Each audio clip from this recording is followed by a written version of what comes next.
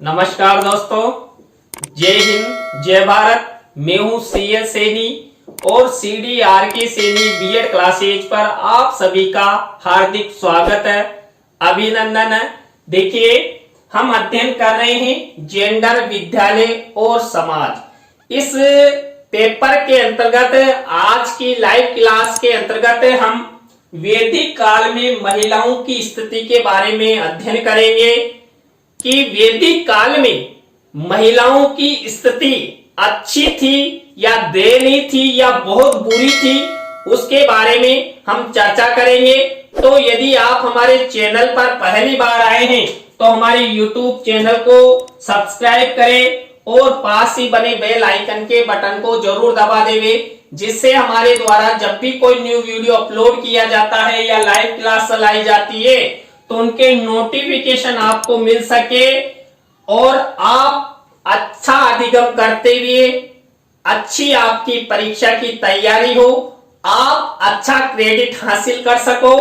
तो इसलिए आप हमारे चैनल को जरूर सब्सक्राइब करें और आप अपने मित्रों को भी जरूर बताएं। देखिए, जो भारत है, इस भारत में वैदिक काल में महिलाओं की स्थिति कैसी थी, इसमें पहला बिंदु देखिए। वैदिक काल में महिलाओं की स्थिति समाज में काफी ऊंची थी, उन्हें अभिव्यक्ति की पूर्ण स्वतंत्रता प्राप्त थी। देखिए, वर्तमान समय में भी हमारे भारतीय संविधान द्वारा सभी नागरिकों को अभिव्यक्ति की पूर्ण स्वतंत्रता प्रदान की गई है। उसी प्रकार वैदिक काल में भी महिलाओं को अभिव्यक्ति की पूर्ण स्वतंत्रता थी। वो महिलाएं वैदिक काल में अपनी अभिव्यक्ति स्वतंत्रता पूर्वक व्यक्त कर सकती थी और उनका कद वैदिक काल में बहुत ऊंचा था, पुरुषों के समान, यानी पुरुषों से भी ऊपर महिलाओं का स्थान माना जाता था। आपने ये उक्ति तो सुनी होगी, यत्र नार्यस्तु पूजन्ते रमन्ते तत्र देवता। तो ये वैदिक काल की युक्ति है। उस समय जो महिलाएं हैं, उन महिलाओं को देवी का रूप प्रदान किया गया था और देवीय रूप प्रदान करते हुए उन्हें पुरुषों से भी ऊपर माना गया था। वैदिक काल में महिलाएं धार्मिक क्रियाओं में भाग ही नहीं लेती थी, बल्कि क्रियाएं संपन्न कराने वाले पुरोहितों और ऋषियों का दर्जा भी उन्हें प्राप्त था। देखिए, जो वर्तमान में या मुगल काल में जो धार्मिक क्रियाओं पर जो महिलाओं पर रोक थी, वो वैदिक काल में बिल्कुल नहीं थी। महिलाएं भी पुरोहित का काम करती थी, ऋषियों मुनियों के यहाँ रहकर अच्छी शिक्षा ग्रहण करती थी, धार्मिक कार्य, धार्मिक क्रियाएं उनके द्वारा संपादित की जाती थी। इसी तरह वैदिक काल में महिलाएं धर्म शास्त्रार्थ इत्यादि में पुरुषों की तरह ही भाग लेती थी। उन्हें गृहिणी, अर्धांगिनी कहकर संबोधित किया जाता था। देखिए, वैदिक काल में महिलाओं को अर्धांगिनी, अर्ध अंगनी, किसकी? पुरुष की, यानी कि पत्नी के बिना, महिला के बिना पुरुष अधूरा है।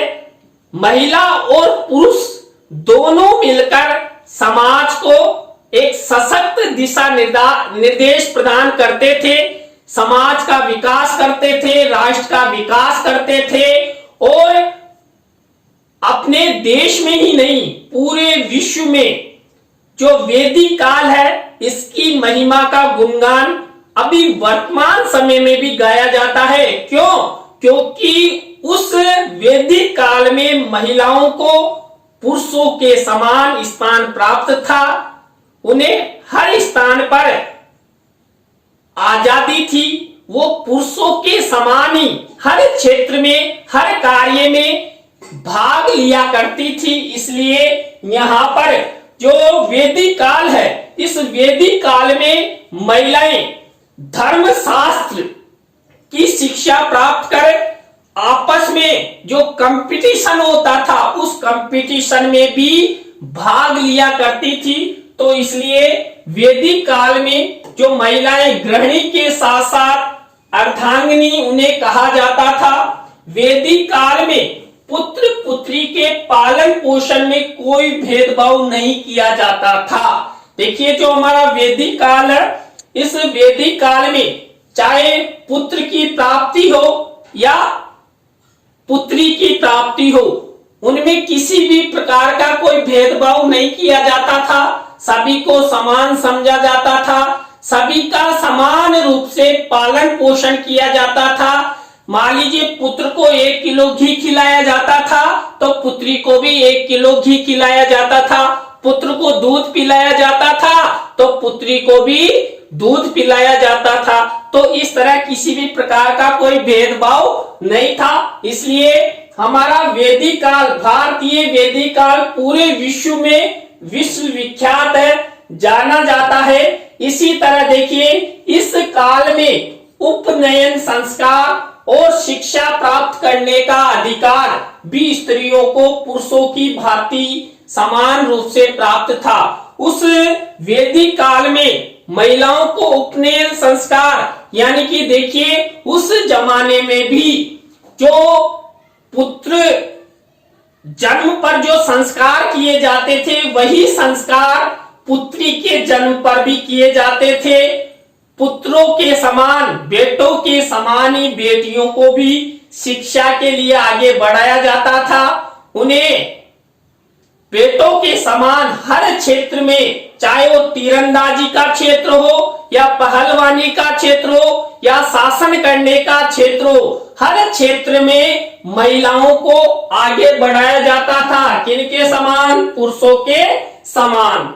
तत्कालीन युग में महिलाएं सार्वजनिक जीवन में भाग लेती थी, यानी कि अपना जीवन वो इच्छा के अनुसार जीने के लिए अपना जीवन अपने पुरुष या अपने पति के लिए भी वो प्रोवाइड करवाती थी। लेकिन पुरुष और महिला, पति और पत्नी में अच्छा समन्वय था। दोनों एक दूसरे को समझते थे और आगे बढ़ते थे। तो यहाँ पर जो वैदिक काल युग है वो वैदिक काल युग महिलाओं के लिए बहुत ही अच्छा था।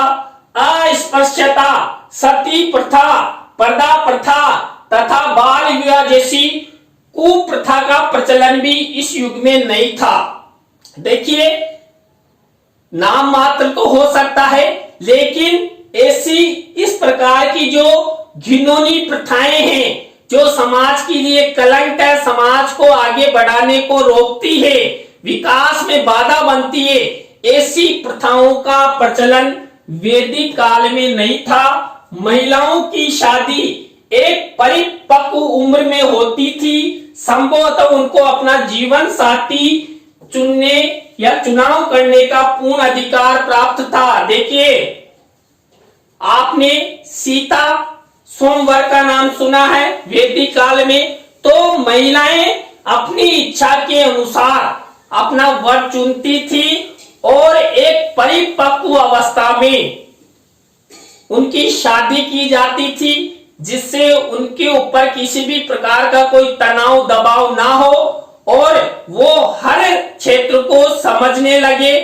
और परिपक्व होने पर ही शादी की जाती थी। और आप सब जानते हैं बाल विवाह करना, बाल विवाह दंडनीय अपराध है और बाल विवाह होने से जो महिलाएं हैं उनमें क्षीणता आती है। देखिए गृहस्थी जीवन में कई प्रकार के कार्य महिलाओं को करने होते हैं, तो इसलिए परिपक्व अवस्था में ही वैदिक काल में शादी हुआ करती थी और महिलाएं अपनी इच्छा के अनुसार वर चुनती थी। और देखिए अभी वर्तमान में आजकल की गर्ल्स भी अपनी इच्छा के अनुसार वर चुनती है, अपनी इच्छा के अनुसार बॉयफ्रेंड बनाती है। तो ये उस जमाने में भी प्रचलित था। देखिए आपने कृष्ण का नाम सुना है, तो कृष्ण की कितनी रानियां थी और कितनी गोपियां थी। तो ये वैदिक काल से संबंधित, यद्यपि विधवा पुनर्विवाह प्रचलित नहीं था, लेकिन विधवाओं के साथ सम्मानजनक व्यवहार किया जाता था। उन्हें अपने पति की संपत्ति पर अधिकार प्राप्त था। देखिए, मान लीजिए कोई महिला का पति मृत्यु को प्राप्त हो जाता है, स्वर्ग सिधार जाता है, तो वो महिला विधवा कहलाती है। अब विधवा महिला का वैदिक काल में पुनर्विवाह का प्रचलन नहीं था, लेकिन पति की संपत्ति पर पूर्णतः उस महिला का अधिकार था।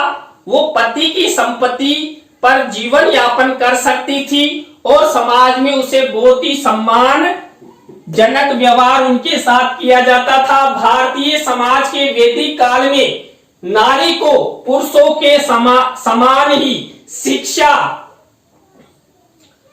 धर्म, राजनीति और संपत्ति के अधिकार एवं सभी मामलों में समान अधिकार प्राप्त थे। देखिए, हम जो वैदिक काल के ग्रंथ पढ़ते हैं, उन वैदिक काल के ग्रंथों में कई ऐसे उदाहरण हमें मिलते हैं जिनके माध्यम से जो महिलाएं हैं, उन महिलाओं के सम्मान की बात वहां पर कही जाती है।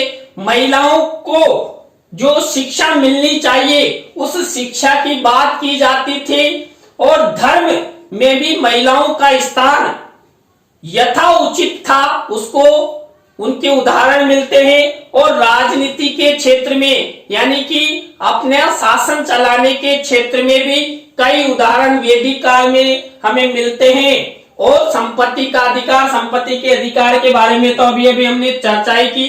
तो हर स्थान पर, हर क्षेत्र में महिलाओं को समान अधिकार प्राप्त थे। ऋग्वेद में ब्रह्म ज्ञानी पुरुषों के साथ साथ ब्रह्मवादिनी महिलाओं का भी नाम आता है। देखिए, यहाँ पर जो हमारा ऋग्वेद है, सबसे पुराना माना जाता है, सबसे अच्छा माना जाता है। तो इसमें जो ब्रह्म ज्ञानी पुरुषों का नाम आता है, तो ब्रह्म ज्ञानी पुरुषों के साथ साथ ब्रह्मवादिनी महिलाओं का भी नाम आता है। यह हमारे वेदों में मिलता है। इसमें विश्ववारा, लोक, मुद्रा, घोषा, इंद्राणी, देवयानी आदि प्रमुख महिलाएं हैं। देखिए, जो ब्रह्म ज्ञानी पुरुषों के साथ साथ जो ब्रह्मवादिनी महिलाएं हैं, उनके नाम यहाँ पर मैंने आपको बता दीजिए। विश्ववारा है, लोक है, मुद्रा है, घोषा है, इंद्राणी है, देवयानी है। तो इनका प्रमुख स्थान था। एक तरफ जहां भारतीय संस्कृति में नारी को सदा ऊंचा स्थान मिला है। देखिए, मैंने शुरू में आपको बता दिया कि वैदिक काल में एक उक्ति प्रारंभ थी, यत्र नार्यस्तु पूजन्ते रमन्ते तत्र देवता। जहां पर नारियों की पूजा होती है, वहां देवता निवास करते हैं। तो वैदिक काल में वास्तव में जो महिलाओं को स्थान प्राप्त था, जो देवीय रूप प्राप्त था, उसी के आधार पर देवता निवास करते थे। देवता निवास करने से तात्पर्य जो परिवार है, इस परिवार में सुख, शांति और समृद्धि बनी रहती थी। किसी भी प्रकार का कोई ग्रह क्लेश नहीं होता था। उस जमाने में ऐसे नहीं था चकला बेलन चलते थे। क्यों? क्योंकि परिवार में शांति बनी रहेगी तो चकला बेलन कहां से चलेंगे। और अभी आप मुगल काल देखिए और वर्तमान काल देखिए, ग्रह हिंसाओं के कारण चकले बेलन तो तुरंत चल जाते हैं। तो वैसी स्थिति वर्तमान वाली उस जमाने में, वैदिक काल में नहीं थी। उस जमाने में बिल्कुल चकले बेलन नहीं चलते थे और महिलाओं को बहुत ऊंचा स्थान प्राप्त था। भारतीय संस्कृति इसीलिए विश्व विख्यात मानी जाती है कि वैदिक काल यानी प्राचीन काल में भी महिलाओं को अच्छा पद, अच्छी प्रतिष्ठा और अच्छा सम्मान प्राप्त था। निष्कर्ष रूप से हम कह सकते हैं कि स्त्रियां किसी भी क्षेत्र में पुरुषों से पीछे नहीं थी। कौन से काल में? वैदिक काल में। तो इसलिए यहाँ पर जीवन जीने के प्रत्येक क्षेत्र में महिलाओं को अच्छा स्थान, अच्छा सम्मान, अच्छा पद मिलता था। तो आज की क्लास में हमने वैदिक काल में महिलाओं की स्थिति, वैदिक काल में जो भारत है, इस भारत में महिलाओं की स्थिति कैसी रही, इसके बारे में हमने चर्चा की। आज की क्लास आपको कैसी लगी कमेंट्स में हमें जरूर बताएं। अच्छी लगी हो तो लाइक करें, कमेंट्स करें और शेयर जरूर करें दोस्तों। इसी तरह नए टॉपिक के साथ हम आपसे फिर मिलेंगे।